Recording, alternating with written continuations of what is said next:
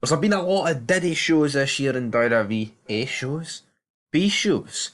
But today on Fog Wrestling, we're going to rank every single 2024 WWE pay-per-view. And we're going to go from left to right. Now, there is 5 categories.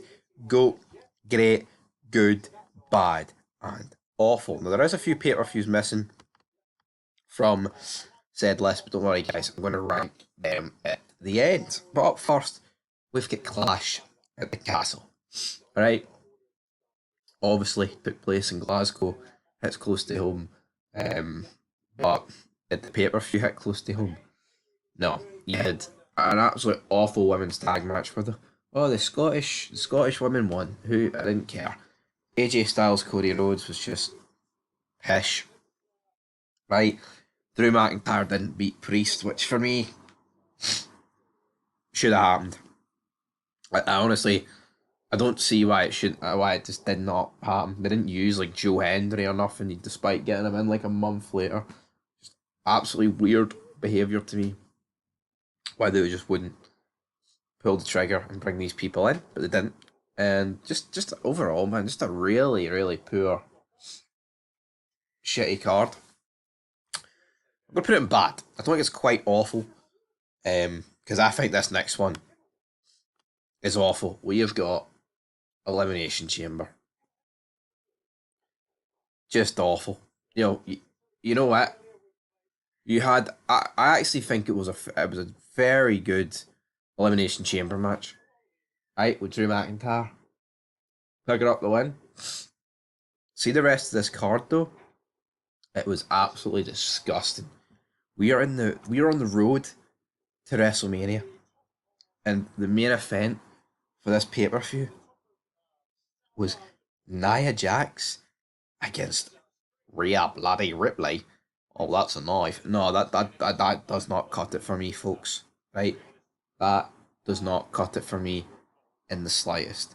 Just a card devoid of anything. Seth Rollins was injured, but he was in the main event, so he wasn't working. God knows why they just didn't strip him of the belt, right? God knows. Then you've got Cody Rhodes and Seth Rollins who just appeared on the Grayson Waller effect, and it's like, what are we doing?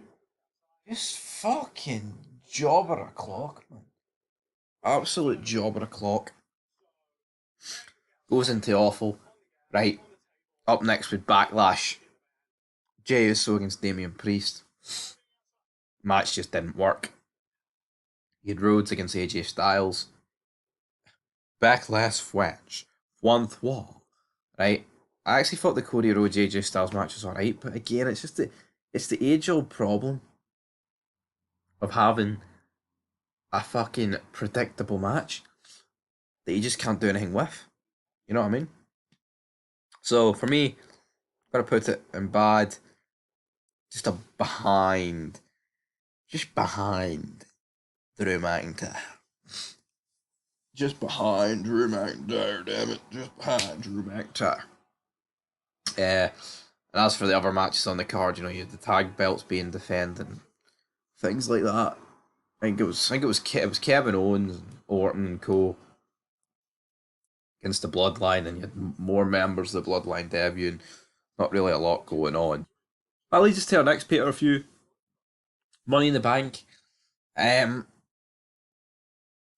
you know what? I thought Money in the Bank was alright. Like, you did have another throwaway tag match with the Bloodline and Rhodes and Co. Right, but I thought both Money in the Banks were actually pretty good. You know, I think they were. I think they were pretty good. So I'm actually going to put Money in the Bank in good, which is controversial to say the least.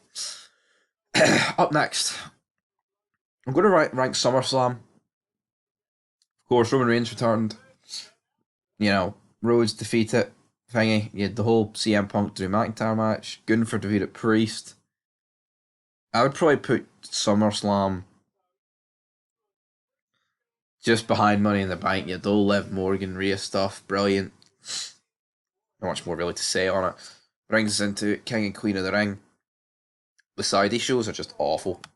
Like, they are just, At the start, McMahon was trying so much. Man, you're getting Goldberg, Taker, fucking DX against the Brothers of Destruction, Brock Lesnar against Cain Velasquez, Tyson Fury.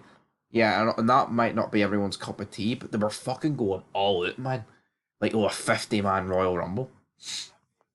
Wanting Yokozuna in it. Things like that. Like, what do you get now? Absolutely nada. Absolutely nothing. But, yeah, the pay-per-view itself just wasn't that good. I'll tell you what, guys, you can probably tell I'm no feeling that good. Up next, we'll do Bash in Berlin. Just boring, man. The strap match was alright.